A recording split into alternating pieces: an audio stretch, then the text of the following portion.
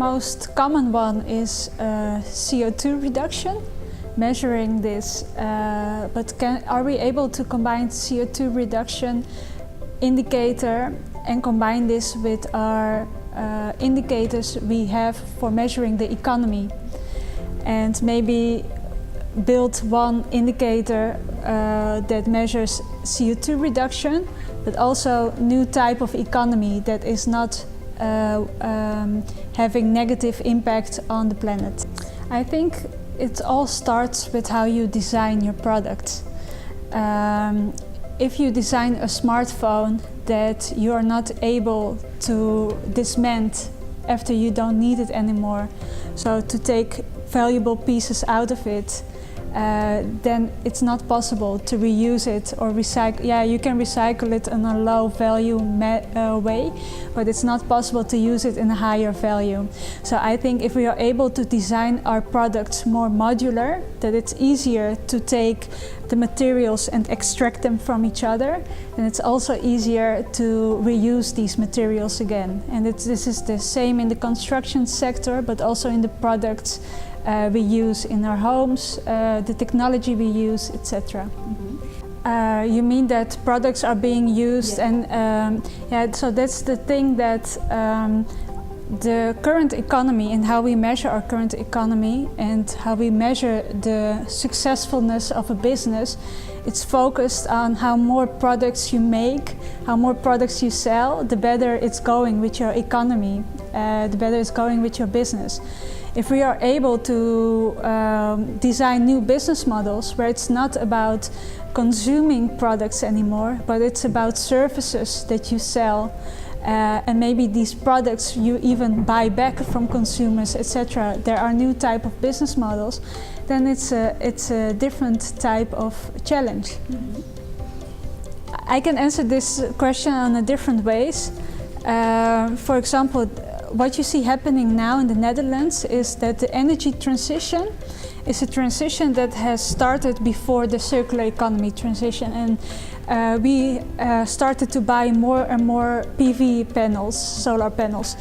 And the way these panels are produced, the materials you use to produce them, are not designed with a circular mindset. It's not easy to take them, dismantle them afterwards.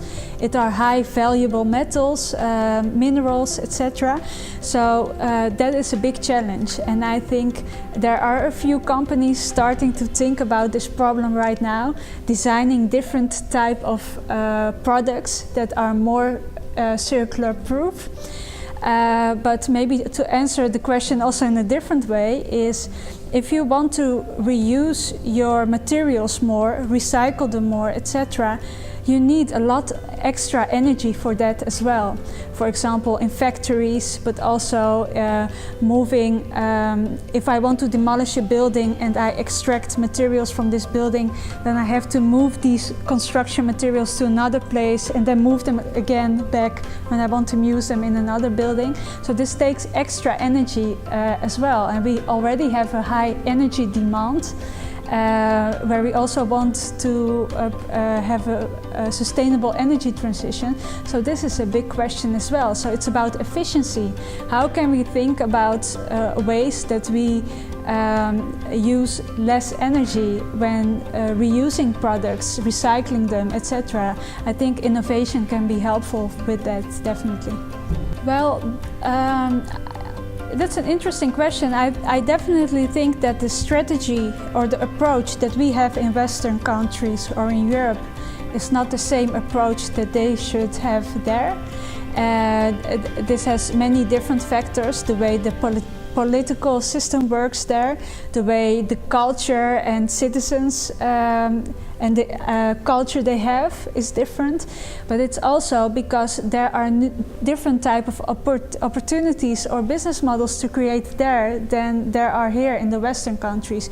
There are a lot of valuable minerals, resources there available. And what you see happening now is that we buy our cheap stuff, cheap clothes in these countries because the labor is cheap, the resources are very near these locations, and people started to become more and more aware in the Western countries, the richer countries, that this is not a healthy system. And is it normal that a child in Africa is melting my smartphone to extract valuable materials to sell it and earn some money with it? No, we don't want that anymore. So I think this is changing, and at the same time the people there want a different system as well. They want to live healthy and want to have education. So I think the important thing is there to focus on what are the opportunities for the specific countries. The people there are used to work with their hands, to repair stuff, to be a part of this manufacturing economy. I think that's very powerful when you want to design a circular economy system in your country, where it's about repairing and reusing and dismantling. And so I think it will bring especially those countries very much extra job opportunities, and hopefully in a more healthy way than it's happening right now. Okay.